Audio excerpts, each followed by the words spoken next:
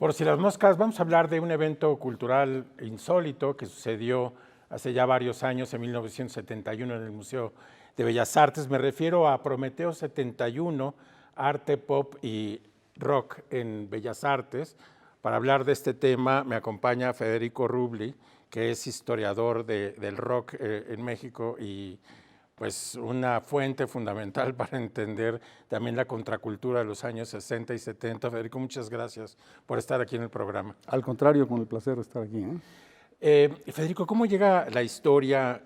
Porque entiendo que es algo que no estaba necesariamente en tu radar o tenías algunas menciones en tus investigaciones, pero no habías enfocado tu mirada en este asunto.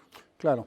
Mira, básicamente la investigación consistió en desenterrar del olvido un evento que pienso que fue muy importante, que fue el 4 de diciembre del año 71 en el Palacio de Bellas Artes, pero que estaba enterrado en el olvido. Entonces, básicamente, pues lo que yo hago es precisamente desenterrar y volver a la memoria histórica de ese entonces, de la contracultura de ese entonces, pues lo que fue este evento, ¿no? Ahora, ¿cómo fui a dar con este evento? Porque estaba totalmente en el olvido, como decía yo, ¿no?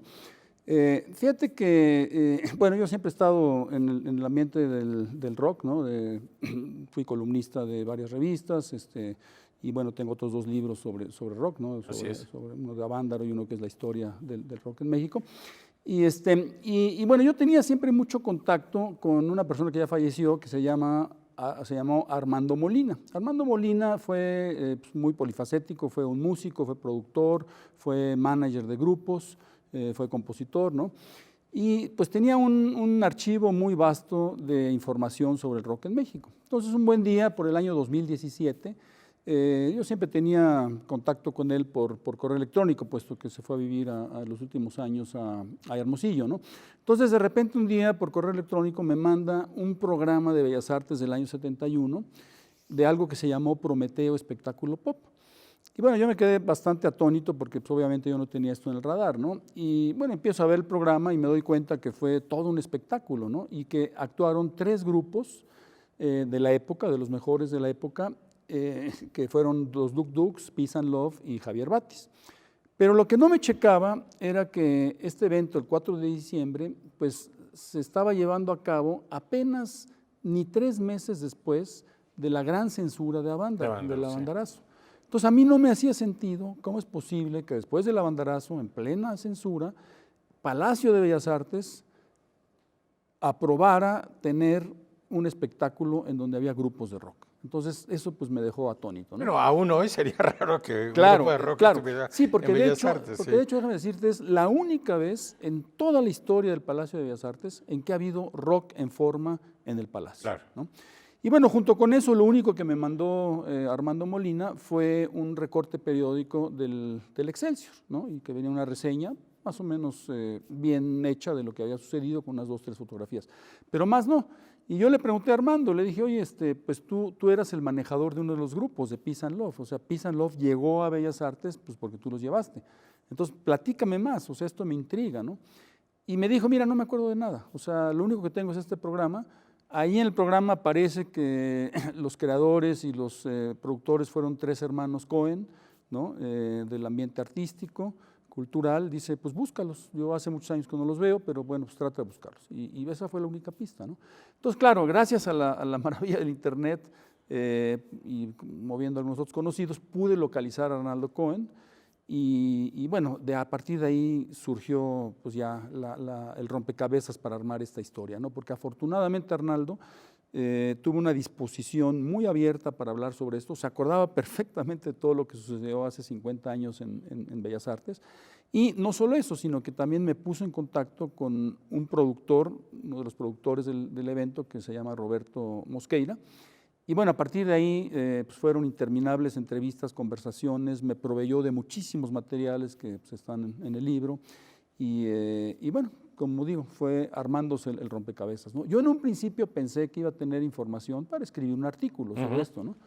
Pero bueno, esto fue creciendo y me fui dando cuenta de la importancia que esto tuvo, no solamente para el rock, sino en general para lo que era todo el arte progresivo, vanguardista, contestatario de esa época, ¿no? Del principio de los 70. Y bueno, eso me dio material y afortunadamente lo pude plasmar en este rescate, ¿no? ¿Cómo lo veían los propios protagonistas y cómo lo vio digamos, el público en general, la época? Bueno, el público fue muy entusiasta porque obviamente fueron básicamente jóvenes, ¿no? Que pues después de lo de Avándaro, pues obviamente dijeron, bueno, va a haber rock, vamos a Bellas Artes, ¿no? Yo debo mencionar que yo no me enteré en la época, a pesar de que yo estaba en el ajo. Exactamente, yo estaba en una de las revistas más connotadas de rock de esa época, y bueno, no nos enteramos, ¿no? Y como me fui preguntándole a gente ahora, pues tampoco muchos se acordaron prácticamente de nada, ¿no? Pero reconstruyendo con todos los testimonios que recabé de Arnaldo Cohen, de su hermano Amílcar, que también participó, de Roberto Mosqueira, y entrevisté a 15 músicos que estuvieron presentes, ¿no? Muchos de ellos no se acordaban muy bien, pero pues era importante tener su testimonio, y eso me permitió reconstruir lo que fue pues el evento, ¿no? Ahora, ¿cómo fue tomado en la época? Pues obviamente con mucho entusiasmo, ¿no? O sea, el Palacio de Bellas Artes se llenó con 2,000 jóvenes, ¿no? Obviamente fumaron mota, porque pues era la época, venían de Avándaro, donde también sucedió eso, pero bueno, no hubo desmanes, no hubo destrozos, no hubo mayor cosa, ¿no? A pesar de que afuera se quedaron quizás otros 2,000 jóvenes que no pudieron ya entrar porque ya no tuvieron lugar, ¿no? Bueno, y leyendo el libro, digamos, también se nota que los propios protagonistas se sentían que estaban ante un evento importante, ¿no? Aunque no, a lo mejor no tuvo la difusión que debió haber tenido, ellos sabían que acceder al Palacio de Bellas Artes era también un acto único, ¿no? Sí, inédito. Sí, sobre todo porque era la época de lo que se llamaban los happenings. Ajá. Y por eso es que no hay un libreto del espectáculo, porque fue realmente un happening, ¿no? O sea, como se le fue ocurriendo, lo que se fue haciendo, ¿no? El póster anunciaba 60 actores en escena. ¿Por qué? Pues porque hubo bailarines, bailarinas, tragafuegos, faquires, lucha libre, imagínate en el escenario de Bellas Artes una lucha libre, ¿no? Striptease, o sea, muchas de estas bailarinas obviamente hicieron un striptease. Y aquí vemos lo vanguardista de Arnaldo Cohen, ¿no? Porque Arnaldo Cohen se adelantó a lo que es el body paint y las bailarinas salieron con los cuerpos pintados, desnudas, pero con los cuerpos pintados, ¿no? Y me acuerdo muy bien, le preguntaban a Arnaldo, que en la época le decían, oiga maestro, genial, qué bárbaro, qué genialidad, ¿no? Y él les decía, no, ¿cuál genialidad? Es que no tuve presupuesto para el vestuario. Exacto. Entonces dije, mejor pues las pinto, ¿no? Que además eso da unas imágenes fantásticas en el libro. Vámonos a un corte, regresando, hablaremos de una cosa que hace muy bien, que es el contextualizar, establecer el contexto donde sucede todo esto. Claro. No se vaya, regresamos.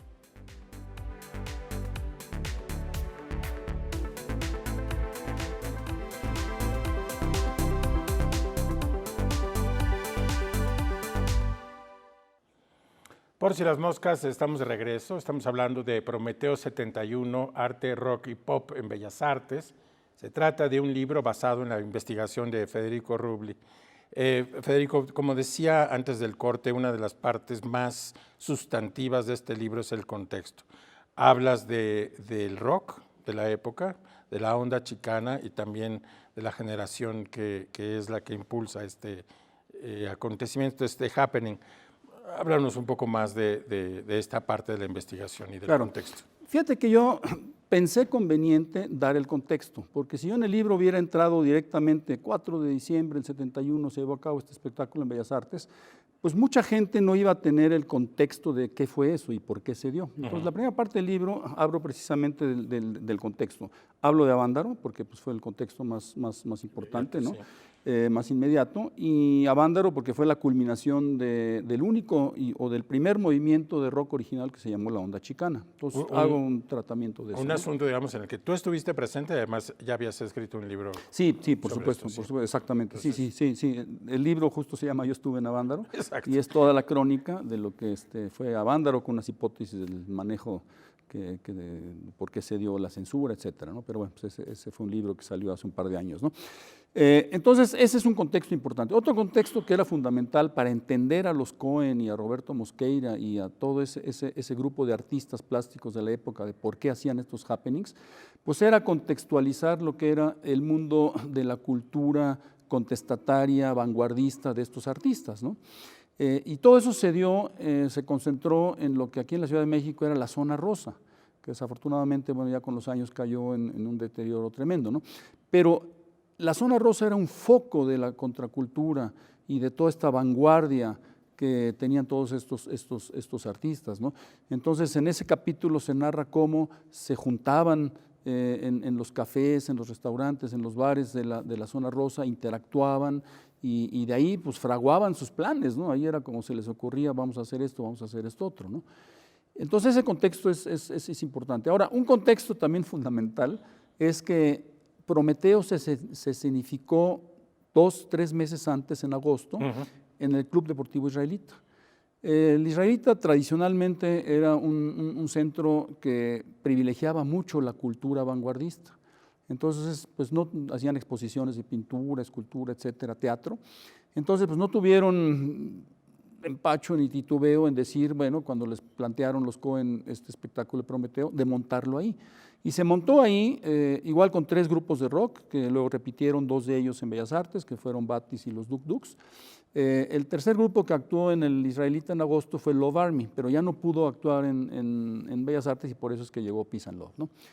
Y bueno, ese evento salió muy bien, inclusive también hubo una reseña en la prensa, Sí. ¿no?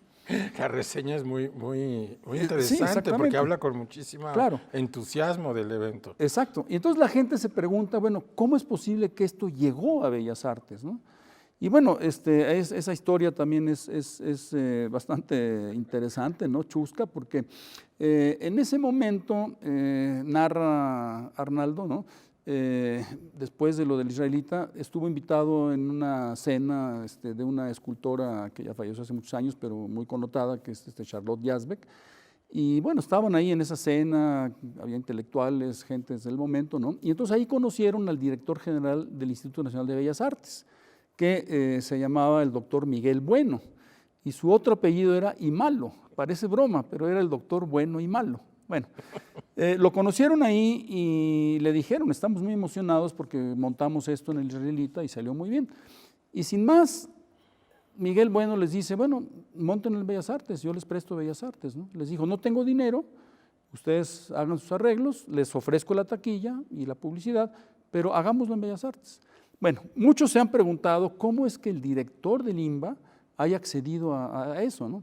Y aquí la hipótesis más o menos comprobada con lo que estuve investigando es lo siguiente. El doctor Miguel Bueno Imalo fue designado por Echeverría porque era amigo personal del presidente. Sin embargo, el entonces secretario de Educación era Víctor Bravo Aguja. Y él obviamente quería poner a una de sus personas, de sus gentes, en Bellas Artes. Y pues desde el primer día tuvo encontronazos y choques con Miguel Bueno. Entonces, ya por esas alturas, ¿no? Después del primer año del gobierno, ya el doctor Miguel Bueno estaba realmente hasta el cepillo, sí. Hasta el cepillo de estar aguantando pues, las verdaderas fregaderas que le hacía el secretario de Educación. Entonces, yo creo que él ya tenía pensado renunciar, porque ya era insostenible lo que él narra en una entrevista años después, ¿no? Era insostenible esta relación con su jefe, Víctor Bravo Aguja. Entonces, yo creo que él ya tenía la intención de renunciar. Y entonces, un poco lo que él dijo, dice, pues ahora, para mostrar que yo tengo independencia y que yo soy vanguardista y que esto va en contra del conservadurismo de Víctor Bravo Aguja, pues voy a montar esto en Bellas Artes, ¿no? Y yo creo que no se percataron de lo que hizo, porque simplemente pues, lo montó, se publicitó, está reproducido ahí el cartel, ¿verdad? Se publicitó como espectáculo pop en Bellas Artes, así muy chiquito abajo aparecían grupos de rock y los nombres de los 3 grupos. Entonces yo creo que pasó desapercibido, ¿no? Y bueno, obviamente antes pasó desapercibido, pero el espectáculo que fue el sábado 4, el lunes 6, cesaron a don Miguel Bueno, ¿no? Hay otro elemento que es interesante, que valdría la pena mencionar, que es, narras muy bien el auge del rock en los años 60. Es un auge que se interrumpió por la censura que vino de Avándaro y que no se recuperó sino hasta muchos años después. Pero hoy nos cuesta trabajo entender el gran éxito, el gran atractivo que tenía, la gran calidad también del rock mexicano de esa época.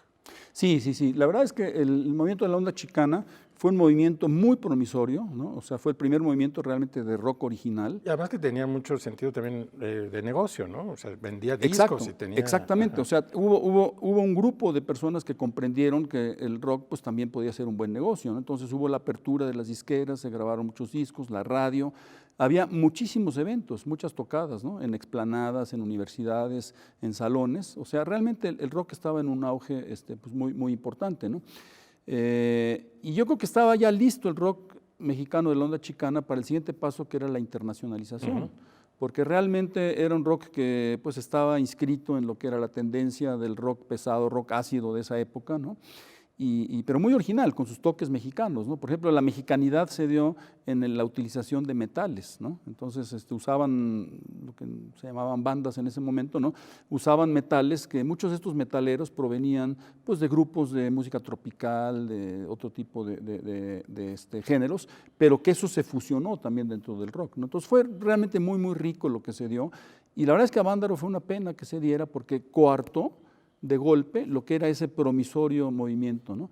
Y debido a la censura, pues todos estos músicos excelentes, prácticamente la mayoría de ellos emigraron a Estados Unidos para ya no regresar nunca más, ¿no? Entonces fue realmente una pena, porque yo sí creo que el Avandarazo, ¿no? Con esta censura deliberada de la clase gobernante de ese entonces, retrasó el desarrollo del rock mexicano como expresión músico-cultural, por lo menos por una década. Una década, sí, estoy de acuerdo.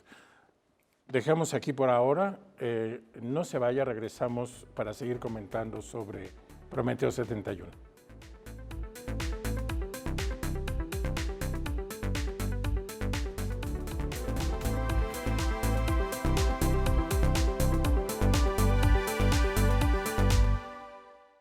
Por si las moscas, estamos de regreso, hablamos de Prometeo 71, arte, pop y rock en Bellas Artes, me acompaña el autor del libro, Federico Rubli. Hay otra cosa que te quería preguntar, Federico, no necesariamente está en el libro, pero también te quería, o sea, Vándaro provoca también una especie como de pánico moral, y también está inscrito en una relación del régimen autoritario con los jóvenes. O sea, el 68 ahí también es un antecedente. Entonces, políticamente, ¿qué estaba pasando en este momento? Claro. Mira, yo creo que a las autoridades de ese momento, a Vándaro los tomó totalmente por sorpresa, porque fue una congregación de 300,000 jóvenes, o sea, algo que nunca nadie se hubiera imaginado. Y bueno, claramente a las autoridades les dio miedo. ¿Por qué? Porque 300,000 jóvenes concentrados en plena libertad, inclusive en un momento dado en Avándaro, con una canción precisamente de Peace and Love que se llama Tenemos el Poder, empezaron a corear el coro, que es muy pegajoso, ¿no? Tenemos el poder, tenemos el poder. Y eso claramente asustó a las autoridades, porque lo que no querían era estas concentraciones de jóvenes, porque querían tener todo bajo control. O sea, no querían que los jóvenes tuvieran cuestionamientos hacia el régimen prevaleciente. Claro. Entonces, por eso es que deciden pues censurar de tajo todo lo que fue Avándaro, ¿no? Yo en el libro de Avándaro culpo directamente al secretario de Gobernación de ese entonces, Moya Palencia, porque pues fue el que manejaba todo esto, manejaba los medios, fue el que hizo toda esta campaña mediática totalmente falsa, ¿no? De sexo, drogas y de género en Avándaro, que bueno, obviamente no fue cierto. Pero todo eso, ¿no? O sea, realmente asustó a las autoridades porque lo que querían era evitar las concentraciones masivas de jóvenes, ¿no? Ya tenían la experiencia del 68, el 71, el jueves de Corpus, apenas Claro, 3 meses antes de Avándaro, y bueno, ya Avándaro fue la puntilla, ¿no? O sea, 300,000 jóvenes en libertad era demasiado para tolerar. Bueno, y aún así, un evento en Bellas Artes, 2,000 jóvenes y con los mismos rockeros que habían querido exactamente, censurar. sí. ¿En qué consistió el evento en sí? Mira, el evento en sí, como decía yo, se inscribe en lo que son los happenings de esa época, ¿no? El evento iniciaba de una manera muy original, ¿no? Porque salía un personaje vestido como tipo charro, pero con una vestimenta muy especial, ¿no? Y sale y empieza a darle la bienvenida al público, y de repente del público salta un actor, ¿no? Con una metralleta y lo acribilla. Entonces, claro, la gente no sabía qué es lo que iba a suceder, lo que iba a ver, y se apaga la luz, ¿no? Y bueno, a partir de ahí se dio todo lo que se significó ahí, ¿no? O sea, las bailarinas pintadas por Arnaldo que salieron bailando, Una en particular que se llamó Selene. Selene era la fueron a sacar de un burlesque, ¿no? Entonces ella era pues, bailarina de striptease, ¿no? Ajá. Inclusive el día previo, el reportero de Excelsior hace un reportaje y dice, el día de mañana se va a significar esto, entrevista a algunos, y entrevista a esta bailarina que se llama Selene, y Selene le contesta, le dice, pues a mí me dijeron que yo viniera a bailar, pero yo no sé por qué me están invitando a Bellas Artes, porque yo lo que hago es striptease. Ahora, eso es lo que quieren que haga, pues es lo que voy a hacer, ¿no? Entonces, fue muy... Y luego, bueno, se les ocurrió hacer esto, también fue fabuloso, ¿no? O sea, se fueron a los gimnasios de luchadores ahí por la Colonia Guerrero a sacar enmascarados, ¿no? Para que escenificaran una lucha en el escenario de Bellas Artes, ¿no? Y muchos de ellos dijeron, bueno, sí voy, pero no me voy a quitar la máscara, ¿no? Y otro le dijo, bueno, a mí no me importa, con tal de ir a Bellas Artes, yo hago lo que ustedes me pidan, ¿no? Entonces eso fue algo, ¿no? Luego, no solamente hubo música rock, hubo también un grupo de música de danzón. Luego hubo blues, un grupo de blues, ¿no? En donde hubo también connotados bluesistas de ese momento, ¿no? Hubo también el Tragafuegos, ¿no? Que ahí hay una anécdota que Arnaldo dice, por poco incendiamos Bellas Artes, porque pues las flamas del Tragafuegos salían pero muy elevadas, ¿no? Y decían, pues, no se nos vaya a incendiar aquí Bellas Artes, ¿no? Hubo música electrónica también, ¿no? Porque al principio sacan una música electrónica, y hubo también videos, ¿no? Bueno, en ese momento no se llaman videos, pero eran Super 8, ¿no? Escenas que pasaban, ¿no? Diversos paisajes y cosas, ¿no?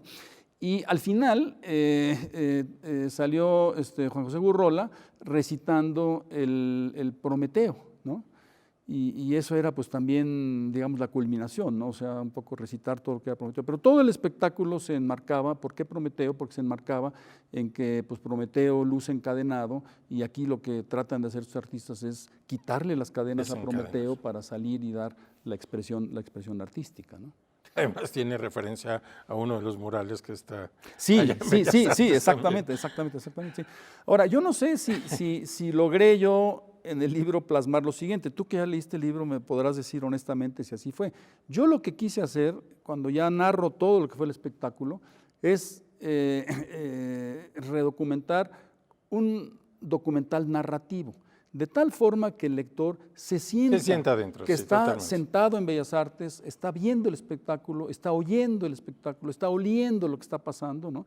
De tal manera que se siente transportado a 50 años atrás, sentado en Bellas Artes. Sí, digamos, lo que sigue de tu libro es tal vez una especie de pasar esto a las tres dimensiones. Sería y fabuloso. recuperar algo de la plástica, de la música, Claro. de la danza y de la teatralidad del evento, que sería fantástico, Claro. ¿no? Quisiera yo también agregar algo que es importante. Obviamente yo busqué en los archivos de Bellas Artes qué había sobre Prometeo, ¿no? Entonces hice una petición con la ley de transparencia, que la manejo muy bien, y la respuesta fue realmente atónita, ¿no? Porque me dijeron, no tenemos nada en los archivos de Bellas Artes. Yo les di las señales, ¿no? El 4 de diciembre, y la respuesta fue, no, aquí no hay nada, ¿no? O sea, esto te da idea de que simplemente para las autoridades de ese momento, Prometeo no existió, simplemente no existió. O sea, les dio vergüenza, fue un acto bochornoso para ellos que en la máxima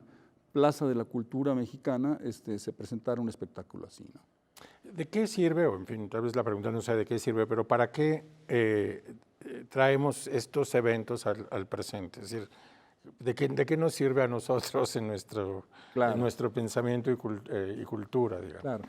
Mira, yo creo que lo primero es reintegrar algo que pertenece a la historia cultural de este país. Exacto. Y en particular a la historia de Bellas Artes, que pues simplemente quedó en el olvido. Y una cosa, perdona que te interrumpa, Claro. es que restituyes, bueno, no sé si se necesita restituir, pero en cierto sentido al lector sí le haces pensar en Javier Batis, en los Duk Duks, en otros grupos que están en el imaginario en una parte, en otro, y los restituyes en su importancia histórica y cultural. Eso sí, está muy bien. Yo creo que eso es fundamental porque pues tanto Batis como los Duk Duks, todo Ricardo Ochoa de Peace and Love, Ramón Ochoa del Peace and Love, todos ellos Bueno, ya son personas que son inclusive mayores a los 75, 76, 77 años, pero siguen muy, muy activos. Sí, sí. O sea, siguen haciendo lo que han hecho toda su vida y lo que saben hacer muy bien, que es tocar rock. Entonces, también en ese sentido es una reintegración para ellos de que pues, las generaciones jóvenes, y eso va ligado a tu pregunta, ¿no? Pues yo también me interesa que las generaciones jóvenes conozcan cómo fue esto hace 50 años y de que pues la generación de sus padres, quizás sus abuelos, pues no la tuvieron tan fácil como la tienen ellos hoy día, de que pueden ir a cualquier espectáculo, oír rock en donde sea sin mayor problema, ¿no? Pero que se den cuenta, tanto con lo de Avándaro como con Prometeo, que pues fue toda una lucha contracorriente, política desde luego, ¿no? Contracorriente de la política prevaleciente del momento, pues para hacerse escuchar, para hacerse valer, para que esta expresión artística fuera una realidad. Muy bien, Federico, pues se nos ha terminado el tiempo. Te quiero agradecer mucho tu presencia aquí en Por Si las Moscas. Al contrario, fue un placer platicar contigo. Y a nuestra audiencia, perdón, decirle que nos vemos aquí el próximo sábado a las 7:30 Por Si las Moscas.